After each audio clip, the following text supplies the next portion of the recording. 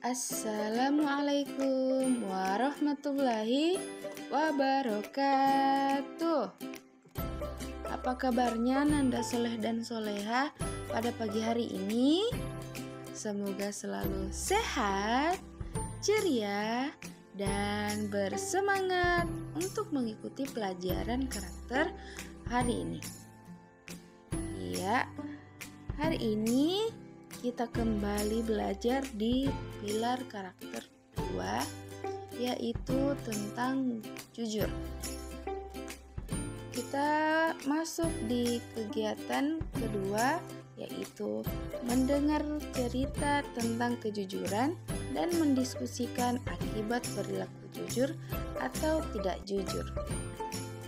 Iya, jadi sebelum belajar, mari kita berdoa terlebih dahulu.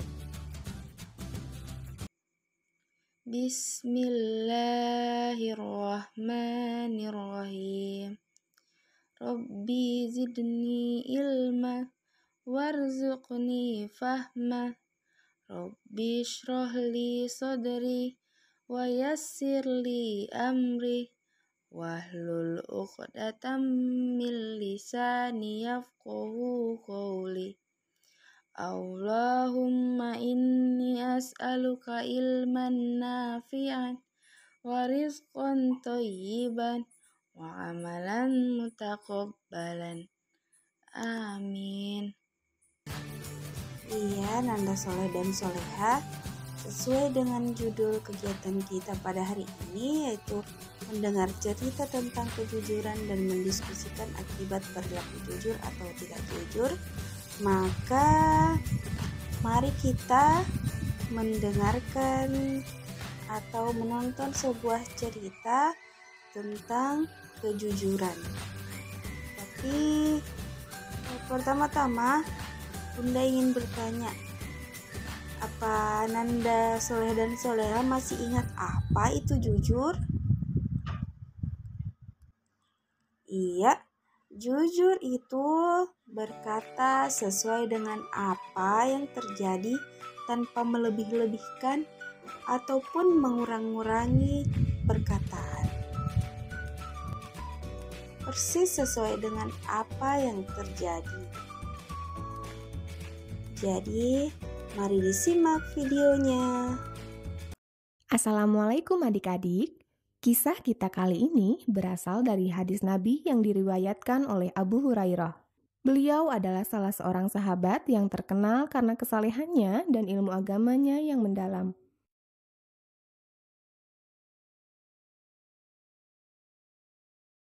Pertolongan Allah untuk orang yang jujur. Kisah ini bercerita tentang dua orang pemuda Bani Israel.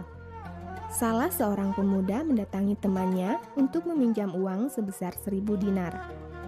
Lalu si pemberi pinjaman ini berkata, "Apakah engkau dapat menghadirkan saksi untuk menyaksikan transaksi pinjaman ini?" Si peminjam berkata, "Cukuplah Allah Subhanahu wa Ta'ala yang menjadi saksi." Si pemberi pinjaman setuju dengan perkataan temannya yang hendak meminjam uang, namun masih ragu, sehingga ia pun berkata, "Apakah engkau dapat menghadirkan seorang penjamin yang dapat menjamin kembalinya pinjamanku?" Si peminjam pun berkata, "Cukuplah Allah Subhanahu wa Ta'ala sebagai penjamin." Si pemberi pinjaman ini berkata kepada temannya, "Engkau benar, baiklah. Aku akan memberi pinjaman 1.000 dinar kepadamu, dan engkau berjanji akan mengembalikannya pada waktu yang telah ditetapkan." Tak lama setelah peristiwa itu, si peminjam uang berkelana menyeberang lautan untuk mencari nafkah. Akhirnya, tiba waktunya yang telah disepakati mereka berdua untuk pengembalian hutang. Si peminjam uang adalah seorang pemuda yang jujur. Dia menepati janjinya dengan mengumpulkan uang untuk dikembalikan kepada temannya. Akan tetapi, hingga waktu yang telah ditentukan, ia tidak berhasil mendapatkan perahu ataupun kendaraan untuk pulang dan membayar hutangnya. Akhirnya, dengan ketulusan hati dan kejujuran, ia pun mengambil sebatang kayu lalu melubanginya dan memasukkan uang tersebut disertai catatan untuk temannya. Selanjutnya, ia membawa kayu tersebut ke laut dan berdoa kepada Allah. Ya Allah, sungguh Engkau mengetahui bahwa saya meminjam uang ini kepada si Fulan. Dan saya berkata kepadanya bahwa Engkaulah yang telah menjadi saksi.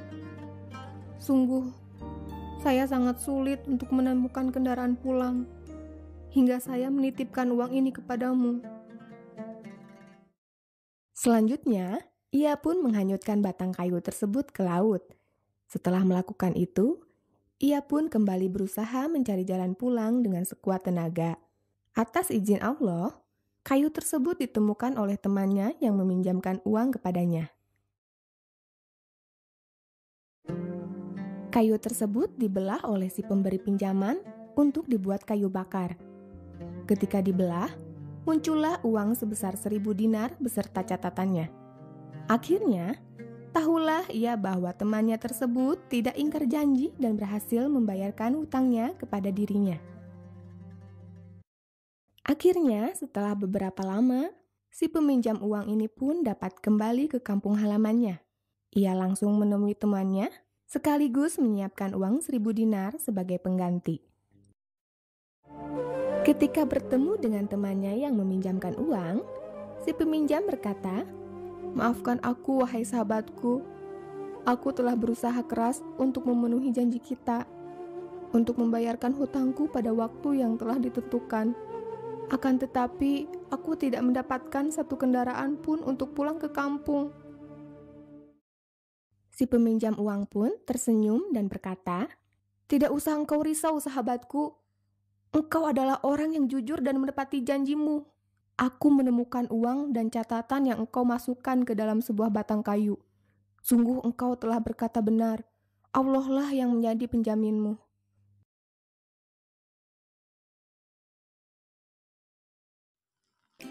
Iya, jadi itulah tadi video tentang kisah dua pemuda. Jadi, apa yang bisa kita teladani dari dua kisah pemuda tersebut? Iya, yang bisa kita teladani dari dua pemuda tersebut yaitu perilaku jujurnya. Perilaku jujur seorang yang meminjam uang kepada sahabatnya dan berusaha berkata sesuai apa yang terjadi pada dirinya. Lalu, mengapa ya pemuda tersebut berbuat jujur? Jadi, sesuai dengan apa yang ada di video, pemuda tersebut berkata, "Cukuplah Allah menjadi saksi." Pemuda yang meminjam uang berkata, "Cukuplah Allah menjadi penjaminku." Jadi jika kita selalu mengingat Allah, kita tidak akan berbuat yang tidak jujur. Kita tidak akan berusaha berbohong kepada orang lain. Kita akan berusaha berkata sesuai dengan apa yang terjadi. Lalu, apa yang ia dapatkan dari perbuatan jujurnya itu? Jadi, yang ia dapatkan dari perbuatan jujurnya itu adalah kepercayaan dari orang-orang. Kita akan dipercaya oleh orang lain. Ananda soleh dan soleha, kepercayaan itu mahal harganya. Sekali kita berbohong, maka orang lain tidak akan mempercayai omongan kita lagi. Jadi, Ananda soleh dan soleha, jika kita terbiasa untuk tidak jujur, maka kita tidak akan dipercaya lagi oleh orang lain. Orang tidak mau berkawan lagi dengan kita yang pembohong, hilang reputasi atau nama baik kita, lalu hidup kita akan semakin sulit karena setiap ketidakjujuran harus ditutupi oleh ketidakjujuran yang lebih besar lagi. sehingga kita berbohong, kita akan berusaha menutupi kebohongan dengan kebohongan baru, dan kebohongan baru juga harus ditutupi oleh kebohongan-kebohongan lainnya. Keadaan semakin rumit karena kita harus senantiasa ingat kebohongan-kebohongan yang kita katakan, sehingga hidup menjadi begitu tidak tenang. Oleh karena itu, begitu banyak energi yang dibutuhkan untuk menutupi kebohongan. Begitulah Ananda. Jadi, jika kita selalu jujur, maka hati kita akan terasa tenang dan tidak dikejar-kejar oleh perasaan bersalah. Lalu, kita tidak perlu repot berpikir untuk menutupi kebohongan, sehingga hidup kita akan lebih tenang, bisa berpikir jernih, dan dapat berkarya lebih banyak lagi. Begitulah kira-kira Ananda. Jadi, mari kita selalu berkata dan berperilaku jujur dalam kehidupan kita sehari-hari. Karena kehidupan kita akan terasa lebih tenang jika kita selalu berkata jujur. Ya, demikian yang bisa Bunda sampaikan pada video karakter kali ini. Wassalamualaikum warahmatullahi wabarakatuh.